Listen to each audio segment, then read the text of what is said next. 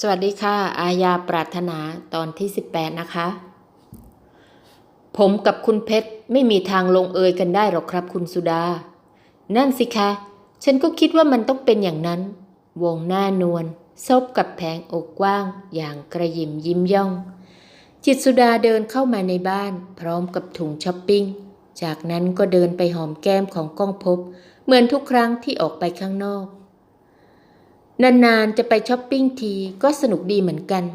เสียดายที่เพชรกลับมาไม่ทันไม่อย่างนั้นจะได้ไปด้วยกันจิตรสุดาหันมาทางลูกเลี้ยงสาวและเล่นบทเป็นคนดีเหมือนทุกครั้งปกติเพชรไพลินจะยิ้มอย่างน่าชื่นตาบานเพราะเข้าใจว่าจิตรสุดาคงเหนื่อยที่จะต้องดูแลบิดาดังนั้นเธอก็คงอยากจะหาเวลาผ่อนคลายบ้างแต่ทว่าในตอนนี้ความรู้สึกดังกล่าวหายไปหมดแล้วเมื่อหญิงสาวได้ยินคำพูดจากปากชินอิจิเพชรไพลินไม่อยากให้ผู้เป็นพ่อผิดสังเกตจึงจำต้องเล่นละครเป็นลูกสาวที่ดีดังเดิมแม้ว่าในใจความรู้สึกจะติดลบไปแล้วก็ตามครั้นได้เวลาอาหารค่ำชินอิจิก็เดินเข้ามาในบ้านเหมือนที่ทำอยู่เป็นประจำเพชรไพลินมองหน้าเขาอย่างจับจ้องเหมือนคอยดูว่าเขาจะทำตามที่พูดหรือเปล่าเพียงจิตรสุดามองเห็นชายหนุ่มเดินเข้ามาเธอก็ทำเสียงอุทานแบบมีจริตจักร้านกับผู้เป็นสามีอุ๊ยคุณอิจิโร่มาแล้วค่ะเราไปกินข้าวกันเถอะค่ะคุณภพจิตรสุดาโอบร่างของก้องภพไปยังโต๊ะอาหารพร้อมทั้งส่งสายตายั่วยวนให้หุ้นส่วนหนุ่มเพชรไพลินบังเอิญเห็นเข้าพอดีเธอจึงจ้องวงหน้าคมอย่างสังเกตชินอิจิส่งยิ้มให้แม่เลี้ยงของเธอทำให้เพชรไพลินรู้สึกหงุดหงิดคนเจ้าเล่ห์ไหนบอกว่าจะไม่เกี่ยวข้องกันไงล่ะสารเลวกลับกรอกเชื่อไม่ได้ชายหนุ่มก้าวไปที่โต๊ะอาหารสุดกายลงนั่งบนเก้าอี้จากนั้นก็มองอาหารที่ส่งกลิ่นหอมเบื้องหน้าวันนี้อาหารหน้าตาน่ากินมากเลยครับนี่เขาเรียกว่าอะไรหรอครับคุณเพชรขณะที่ถามเขาก็คว้ามือเรียวของเธอไปกุมไว้ด้วยเพชรไพลินพยายามบิดมือเขาออกและเมื่อเธอไม่ยอมตอบชินอิจิจึงหันไปหาแม่เลี้ยงของหญิงสาวแทนสงสัยว่าคุณเพชรคงจะรำคาญผมนะครับคุณภพคุณสุดาถึงไม่ยอมบอกว่าอาหารนี้เรียกว่าอะไรยายเพชรทำไมไม่บอกคุณอิจิโร่ล่ะว่าอาหารนี้เรียกว่าอะไรก้องภพว่าถ้ายายเพชรไม่บอกเดี๋ยวสุดาบอกให้เองก็ได้ค่ะจิตรสุดารีบขันอาสาขอบคุณมากเลยครับคุณสุดาคุณเพชรคงรำคาญผมใช่ไหมครับเขาแกล้งใช้ปลายเท้าลูบขาเพรียวใต้โต๊ะอาหารหญิงสาวสะดุ้งทันที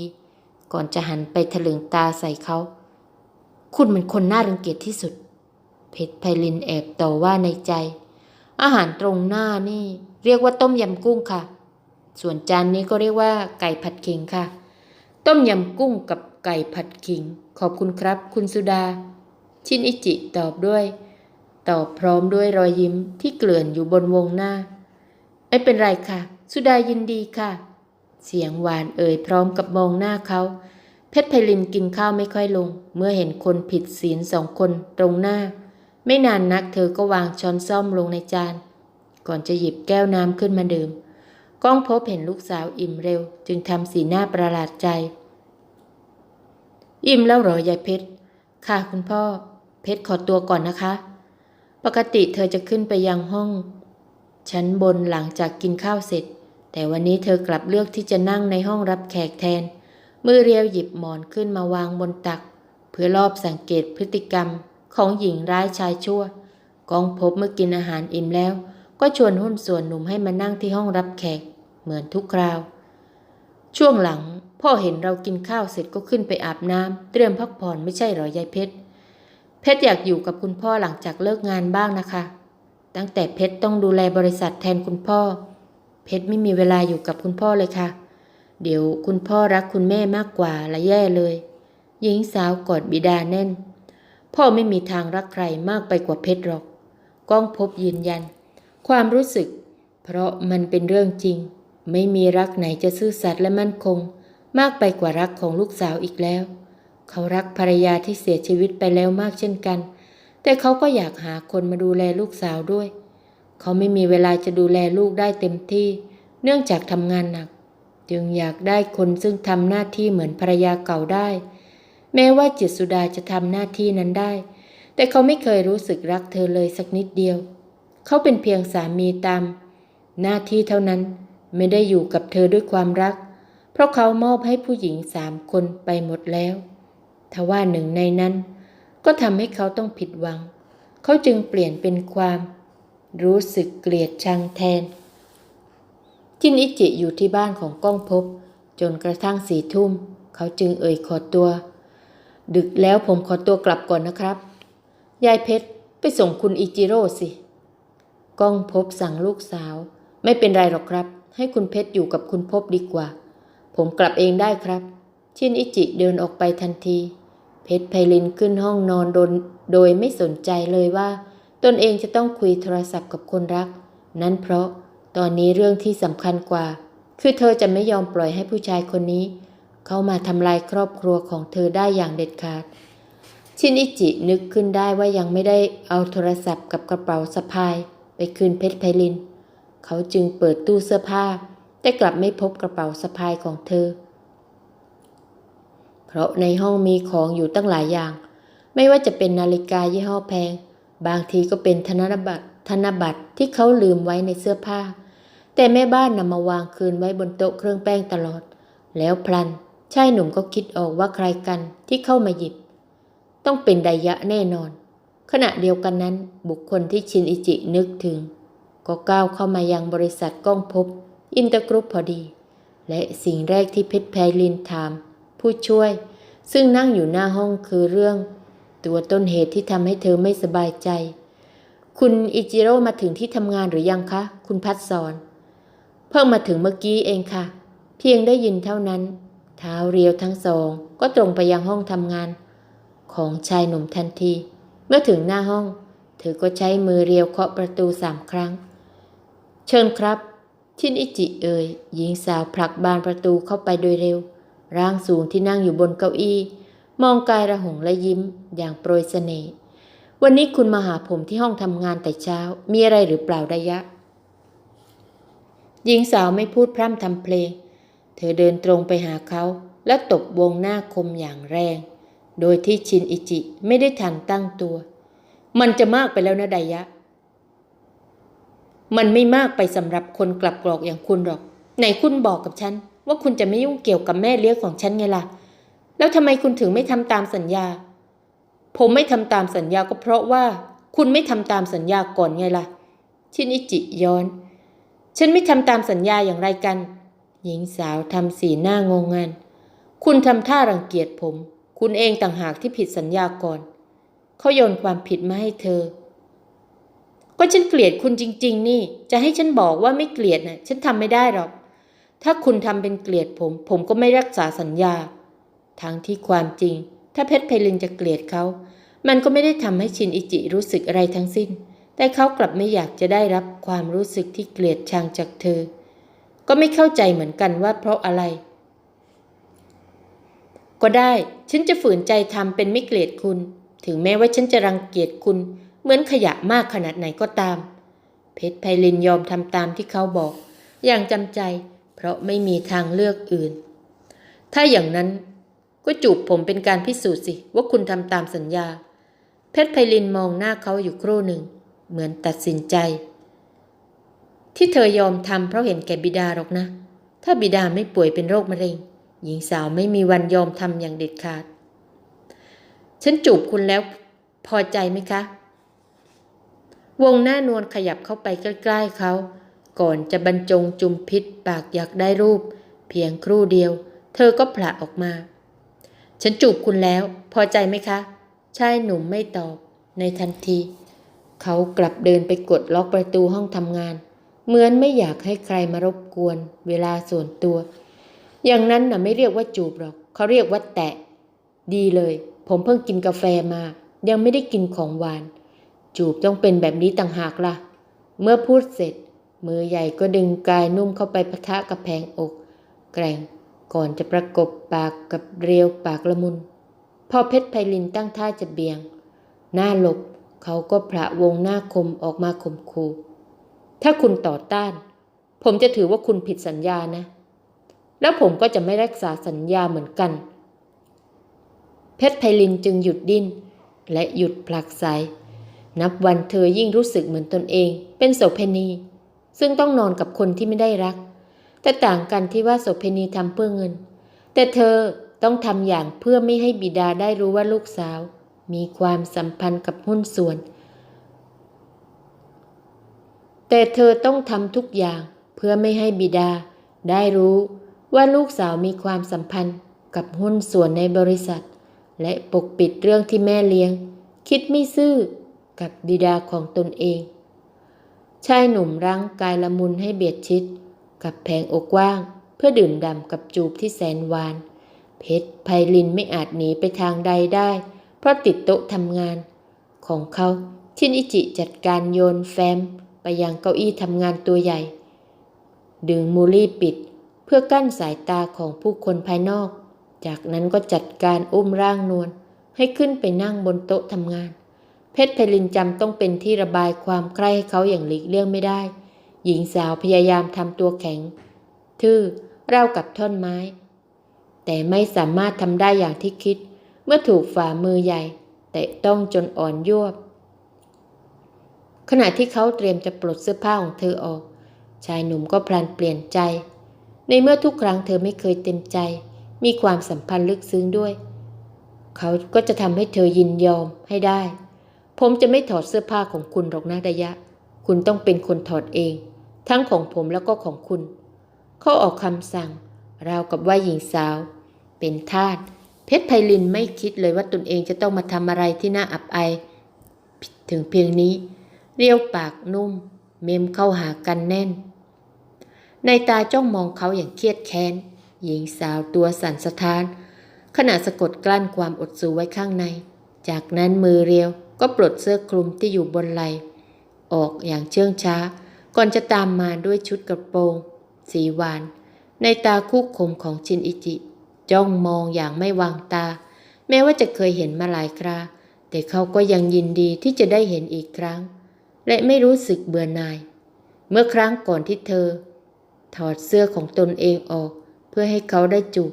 แต่มันกลับเลยเถิดเพียงแค่นั้นเพชรไพลินก็ไม่รู้จะเอาหน้าไปซุกไว้ที่ไหนนี่ต้องมาแก้ผ้าเพื่อให้เขานอนด้วยมันจะมีอะไรที่มันน่าเกลียดได้มากกว่านี้อีกไหมน้ำตาไหลรินลงมาตามแก้มนวลอย่างไม่อาจสกัดกั้นความรวดร้าวในใจไว้ได้มือเรียวกำแน่นจนปลายเล็บจิกฝ่ามือความเจ็บปวดไม่ได้กรีดผิวเนื้อของเธอเท่านั้นทว่ามันบาดลึกเข้าไปถึงขั้วหัวใจด้วยพอเห็นน้ำตาของอีกฝ่ายชินอิจิก็รู้สึกย่ำแย่ความต้องการอย่างรุนแรงเมื่อครู่กลับเปลี่ยนเป็นรู้สึกเซ็งยิ่งนักใครเห็นหน้าของคุณตอนนี้แล้วมีอารมณ์เซ็กกับคุณก็บ้าแล้วล่ะจะให้ฉันยิ้มกับความทุกข์ที่โดนยัดเยียดเหรอเพชรไพลินย้อนใส่เสื้อผ้าแล้วรีบออกไปจากห้องนี้ซะเสียงกล้าวขับไล่แปลว่าคุณจะไม่นอนกับฉันแล้วสินะเพชรไพลินอดรู้สึกยินดีไม่ได้ที่เขาเปลี่ยนใจผมให้โอกาสคุณอีกครั้งถ้าครั้งหน้าคุณร้องไห้อีกแล้วก็ผมจะไม่สนใจคำสัญญาเรื่องแม่เลี้ยงของคุณอีกพูดเสร็จเขาก็หันหลังให้เพชรไพลินจึงจัดการแต่งตัวโดยเร็วก่อนจะรีบก้าวออกไปจากห้องแต่ยังไม่ทันจะเปิดประตูชินอิจิก็เข้ามาจับต้นแขนแล้วถามสิ่งที่สงสัยคุณเข้าไปในห้องนอนของผมหรือเปล่าดายะฉันจะเข้าไปในห้องของคุณทำไมกันเธอตอบเหมือนกับไม่เข้าใจสิ่งที่เขาถามก็เข้าไปหยิบกระเป๋ากับโทรศัพท์ของคุณไงล่ะฉันไม่ได้หยิบเพชรไพลินยังคงปากแข็งแต่เธอเบนสายตาไปทางอื่นแค่นี้ชายหนุ่มก็รู้แล้วคุณโกหกฉลาดดีนะที่แอบเข้าไปเอาตอนที่ผมไม่อยู่นะก็ถ้าฉันไม่ทำอย่างนี้คุณก็คงจะข่มขู่ฉันไม่เลิกชินอิจิใช้มือเชยคางมนให้ขึ้นมาสบตาครั้งนี้คุณทำผมเสียอารมณ์มากครั้งหน้าอย่าให้เป็นแบบนี้เพราะไม่อย่างนั้นผมจะไม่รักษาสัญญาอะไรกับคุณอีกแล้วชายหนุ่มก็ปิดประตูทันทีทิ้งให้เพชรไพลินโมโหที่ไม่สามารถทำอะไรเขาได้เลยเธอเดินกลับมาทิ้งตัวลงนั่งตรงโต๊ะทำงาน ไม่มีกระจิตกระใจคิดเรื่องอะไรทั้งสิ้นแม้กระทั่งโทรศัพท์ที่เธอมักจะเช็คอยู่เสมอว่าธนดิษฐ์โทรมาหรือไม่ตอนนี้มันก็ไม่อยู่ในความนึกคิดแม้สักนิดเดียวจ๊ะเอ๋เสียงหนึ่งดังขึ้นเพชรไพลินที่เผลอหลับไปจึงสะดุ้งตื่นด้วยความตกใจยายนุชเล่นอะไรเนี่ยเธอหันไปดุเพื่อนสาวและพบว่ามีชายหนุ่มอีกคนยืนอยู่ด้วยอ้าวพิดิษฐ์ก็มาเหรอคะถ้าเป็นก่อนหน้านี้เธอคงยิ้มอย่างยินดีแต่ตอนนี้หญิงสาวเป็นเหมือนพวกมีชนักปักหลังกลัวความลับเปิดเผยเธอจึงยิ้มให้อย่างไม่ค่อยเต็มที่เท่าใดนักจำไม่ได้ใช่ไหมเนี่ยว่าวันนี้เป็นวันอะไรเพื่อนสาวถามวันพฤหัสไม่ใช่หรอหญิงสาวทำสีหน้างุนงงจำไม่ได้จริงๆหรอให้ตอบอีกครั้งละกันอาตินุชยกนิ้วชี้ขึ้นมาวันสิ้นเดือนหรอนุชไม่ต้องทายละเฉลยเลยละกันวันนี้เป็นวันเกิดพี่ดิษฐ์ไงล่ะเธอลืมได้ยังไงกันเพชรขอโทษค่ะที่เพชรลืมวันเกิดพี่ดิษฐ์อย่าโกรธเพชรนะคะหญิงสาวเอ่ยด้วยความรู้สึกผิดนั่นเพราะว่าตนเองมัวแต่คิดเรื่องอื่นจนลืมเรื่องของเขานั่นเองไม่เป็นไรหรอกพี่เข้าใจว่าช่วงนี้เพชรทำงานเยอะพี่ไม่โกรธเพชรหรอกแล้วก็เข้าใจด้วยว่าเพชรคงงานยุ่งและเหนื่อยมากจนไม่ได้รับโทรศัพท์พี่ก็เลยชวนนุชมาหาเพชรที่บริษัทไงล่ะด็อกเตอร์หนุ่มกุมมือคนรักไว้พี่ดิษฐ์โทรหาเพชรหรอคะพี่โทรหาเพชรตอนกลางคืนแล้วก็ตอนเช้าด้วยมือเรียวรีบหยิบโทรศัพท์ขึ้นมากดดูทันทีและพบว่ามีสายที่ไม่ได้รับหลายสายเพชรขอโทษนะคะพี่ดิษฐ์คือเพชรไม่ได้อยู่ที่ห้องนะคะตอนที่เขาโทรมานั้นหญิงสาวยังอยู่ที่ห้องของหุ้นส่วนจอมร้ายกาจไม่เป็นไรหรอกเพชรเรื่องเล็กน้อยนะว่าแต่วันนี้เพชรว่างไปกินข้าวที่บ้านพี่หรือเปล่าพ่อกับแม่พี่ขึ้นมาที่กรุงเทพด้วยนะพวกท่านบอกว่าอยากเจอว่าที่ลูกสะใภ้น่ะเพียงแค่ได้ยินเขาพูดถึงว่าที่ลูกสะใภ้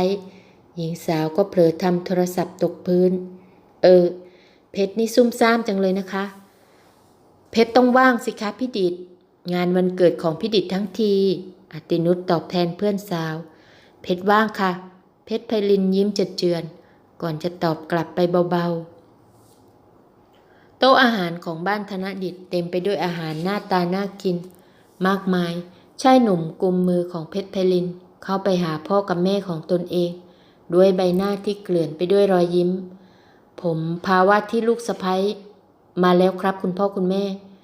หนูเพชรไม่เจอกัน3 เดือนนี่หนูผอมลงหรือเปล่าจ๊ะ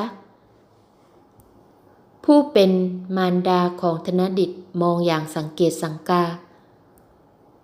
นั่นสิดูหน้าเซียวๆลงไปไม่สบายหรือเปล่าบิดาของเขาเสริมเพชรพักผ่อนน้อยนะคะคุณป้าคุณลุงพอดีว่าคุณพ่อเข้าโรงพยาบาลเพชรก็เลยต้องไปนอนเฝ้าด้วยค่ะเพชรไพลินยกเรื่องบิดาขึ้นมาอ้างและปิดบังเหตุผลที่แท้จริงตอนนี้คุณพ่อของเพชรไม่ได้ทำงานที่บริษัทแล้วครับคุณแม่เพชรก็เลยต้องดูแลบริษัทคนเดียวธนดิษฐ์อธิบายโถทำงานเยอะได้แต่ก็ต้องพักผ่อนด้วยนะจ๊ะหนูเพชร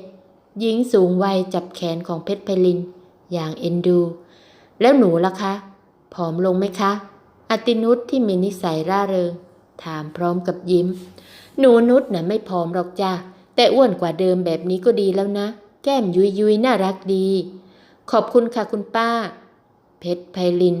ปกติเพชรไพลินจะยิ้มแย้มอย่างรู้สึกดีกับความรักที่ครอบครัวของธนดิษฐ์มอบให้พวกเขาเปรียบเสมือนเป็นอีกครอบครัวของเธอเลยก็ว่าได้แต่ตอนนี้เธอรู้สึกแย่อย่างมากที่คงไม่สามารถตอบแทนความรักอีกฝ่ายได้อย่างเต็มที่ดังเดิมอาหารหน้าตาน่ากินมากเลยค่ะคุณลุงคุณป้าอตินุชเอ่ยชมขณะมองอาหารที่ส่งกลิ่นหอมกรุ่น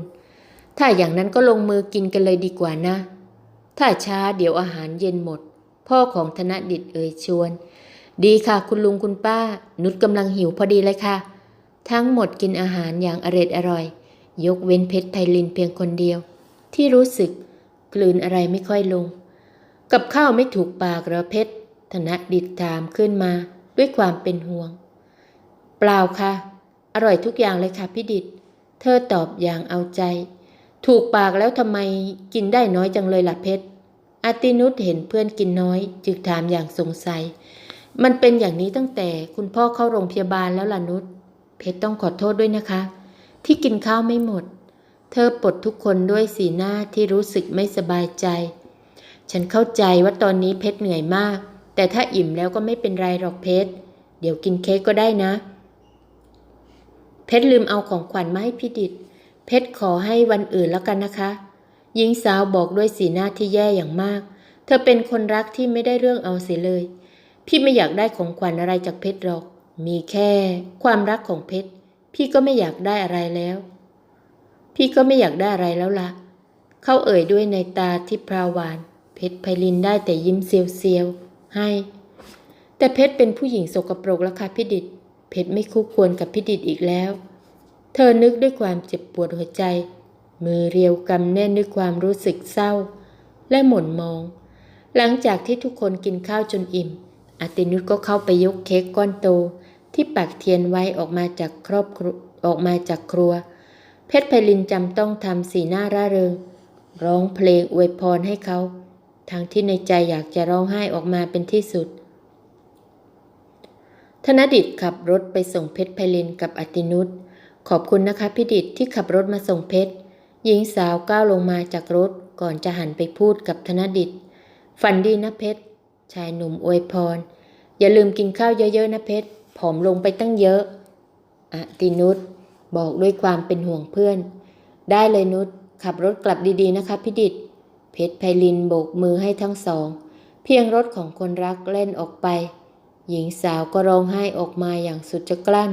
แต่พอเธอก้าวเข้าไปในบ้านก็เห็นร่างสูงของคนที่ทำลายชีวิตของเธอเมื่อชินิจิเห็นเธอร้องไห้ก็ตกใจไดยะคุณร้องไห้ทำไมเขาแตะร่างนวลและถามด้วยความเป็นห่วงฉันไม่ได้ร้องหญิงสาวสั่นหน้าปฏิเสธเธอไม่มีวันบอกหรอกว่าร้องไห้เพราะเขาไม่อย่างนั้นอีกฝ่ายคงหัวเราะเยาะอย่างสะใจไม่ได้ร้องอะไรกันก็เห็นอยู่ชินิจิไม่เชื่อในสิ่งที่หญิงสาวพูดคุณจะให้ฉันหัวเราะอย่างมีความสุขทั้งที่ตัวเองมีความทุกข์หรือไงเพชรไพลินประชดแล้วเดินไปชินิจิได้ยินคำพูดของหญิงสาวก็รู้สึกไม่ดีผมก็ไม่ได้อยากให้คุณทุกข์หรอกไดยะถ้าคุณไม่ใช่ลูกของไอ้ก้องภพคนชั่วที่ทำลายครอบครัวของผมชินิจิเอ่ยพร้อมกับมองแผ่นหลังเล็กเพชรไพลินเช็ดหยาดน้ำตาออกจากใบหน้าก้องภพเห็นลูกสาวเดินเข้ามาจึงเอ่ยทักทายเหมือนเช่นทุกครั้งกลับมาแล้วเหรอยายเพชรค่ะคุณพ่อหญิงสาวตอบเบาๆเพชรร้องไห้ทำไมนะถ้าเป็นเมื่อก่อนเวลาที่เธอมีความทุกข์หญิงสาวจะรีบเล่าให้บิดาฟังทันทีนั้นเพราะว่าเธอมีพ่อที่รักเพียงคนเดียวซึ่งก้องภพก็พร้อมจะแก้ไขปัญหาและปลอบขวัญแต่ตอนนี้เพชรไพลินกลับไม่กล้าที่จะเล่าให้ผู้เป็นพ่อทราบเพราะกลัวว่าอีกฝ่ายจะเป็นทุกข์เพชรคิดถึงคุณแม่คุณตาและคุณยายนะคะเพราะว่าใกล้ถึงวันครบรอบการเสียชีวิตของทุกคนแล้วพอเพชรเห็นครอบครัวของพี่ดิษฐ์อยู่กันพร้อมหน้าเพชรก็เลยคิดถึงคุณแม่ถ้าคุณแม่ไม่เสียชีวิตเพชรคงมีความสุขมากกว่านี้ก้องภพดึงลูกสาวเข้ามากอดใช่ครอบครัวของเราคงอบอุ่นมากเลยล่ะเพชรไพลินอยากจะพูดสิ่งที่เก็บเอาไว้ในใจแต่ก็ไม่สามารถทำได้จิตรสุดาทำหน้าหมั่นไส้เหมือนไม่รู้สึกซาบซึ้งกับความรักที่สองพ่อลูกมอบให้กันวันศุกร์เป็นวันครบรอบการเสียชีวิตของบุคคลที่เพชรไพลินรัก3 คนนั่นคือคุณตาคุณยายและแม่ของเธอครอบครัวของเธอมาทำบุญที่วัดด้วยการจัดเตรียมอาหารถวายพระชินอิจิมาร่วมงานนี้ด้วยเพื่อแสดงความสนิทสนมต่อครอบครัวของฆาตกรหลังจากเสร็จเรียบร้อยแล้วเพชรไพลินในชุดกระโปรงสีดำก็เดินไปด้านหลังของวัดชินอิจิมองเห็นเธอจึงก้าวตามไปและพบว่าร่างระหงสุดกายลงนั่งตรงหน้าเจดีย์บรรจุอัฐิของทั้ง3 คนพร้อมกับร้องไห้เธอยกมือขึ้นมาอธิษฐานถึงบุคคลที่ล่วงลับคุณแม่คุณตาคุณยายคะช่วยเพชรด้วย เพชรไม่รู้จะทำอย่างไรเพชรอยากบอกให้คุณพ่อรู้ว่าหุ้นส่วนคนใหม่ไม่ได้เป็นคนดีอย่างที่คิดแล้วคุณจิตรสุดาก็ไม่ซื่อสัตย์กับคุณพ่อแต่ว่าเพชรไม่กล้าบอกความจริงทุกคนช่วยให้เพชรหาทางออกเรื่องนี้ได้ด้วยเถอะค่ะน้ำตาของหญิงสาวไหลรินลงมาตามแก้มยิ่งเห็นเธอร้องไห้ชายหนุ่มก็รู้สึกแย่มากขึ้นแต่จะให้เขายกเลิกแผนการทุกอย่างก็คงเป็นไปไม่ได้ตอนที่พ่อกับอาซาโยกะของเขาร้องขอความเมตตาพวกคนชั่วก็คงจะไม่ยอมฟังเหมือนกันเขาเดินออกมาทันทีเพราะกลัวว่าจะเผลอใจอ่อนหลังจากนั้นสักพักเพชรไพลินก็เดินไปหาบิดาด้วยวงหน้าที่เกลื่อนด้วยรอยยิ้มเสร็จแล้วค่ะคุณพ่อเรากลับกันเถอะค่ะก็ดีเหมือนกันเพชรไพลินก้าวไปยังรถของตนเองพร้อมป้าเนียมและแจมที่มาช่วยงานด้วยส่วนชินอิจิกลับพร้อมก้องภพและจิตรสุดาพรุ่งนี้คุณอิจิโร่ว่างไหมครับก้องภพคุยกับหุ้นส่วนหนุ่มคุณก้องภพมีอะไรหรอครับชายหนุ่มย้อนถามกลับไปพรุ่งนี้ผมว่าจะไปหาคุณพ่อกับคุณแม่ที่บางแสนคุณอิจิโร่สนใจจะไปเที่ยวบางแสนด้วยกันไหมครับน่าสนใจดีนะครับชินอิจิพยักหน้ารับน้ำเสียงฟังดูยินดีจิตรสุดาส่งสายตาให้ชายหนุ่มพร้อมกับยิ้มหวานพรุ่งนี้เราไปหาคุณปู่คุณย่ากันนะลูกก้องภพบอกแผนการให้เพชรไพลินฟังเมื่อเธอเดินเข้ามาในบ้านวันนี้เขารับรู้ว่าลูกสาวกำลังเสียใจจึงอยากจะทำให้หายเศร้าดีค่ะวงหน้าที่ดูเศร้าส้อยพลันเปลี่ยนเป็นยิ้มสดใสในตาเป็นประกายทันทีพ่อชวนคุณอิจิโร่ไปด้วยแล้วเขาไปหรือเปล่าคะคุณพ่อเพชรไพลินรีบถามทันทีแต่คนที่ตอบกลับไม่ใช่บิดาทว่าเป็นแม่เลี้ยงสาวไปสิจ๊ะคุณอิจิโร่จะไปกับเราด้วยหญิงสาวมองใบหน้าของจิตรสุดาแล้วก็รู้สึกไม่พอใจเมื่อเห็นอีกฝ่ายหน้าบานเกินปกติเธออยากจะเหน็บออกไปนักว่าดูจะดีใจเหลือเกินที่ผู้ชายคนนั้นไปด้วยแต่ก็ทำได้เพียงแค่เก็บงำคำพูดไว้ในใจจบตอนที่18นะคะขอบคุณที่ติดตามรับฟังกันนะคะสวัสดีค่ะ